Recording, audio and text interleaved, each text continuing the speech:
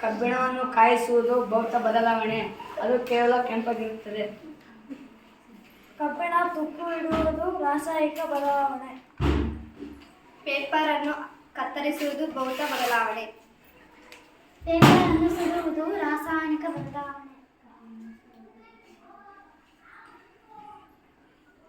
ಏನು ಉಳಿತದೆ? ಇದು ಸುಟ್ಟಾಗ ಬೂದಿ ಉಳಿಯುತ್ತದೆ, ಆದ್ದರಿಂದ ಇದು ರಾಸಾಯನಿಕ ಬದಲಾವಣೆ. ಕಟ್ಟಿಗೆ ಮುರಿಯುವುದು ಭೌತ ಬದಲಾವಣೆ. ಕಟ್ಟಿಗೆಯನ್ನು ಸುಡುವುದರಿಂದ ರಾಸಾಯನಿಕ ಬದಲಾವಣೆ. ಊದಿನ ಕಡ್ಡಿಯನ್ನು ಮುರಿಯುವುದು ಭೌತ ಬದಲಾವಣೆ.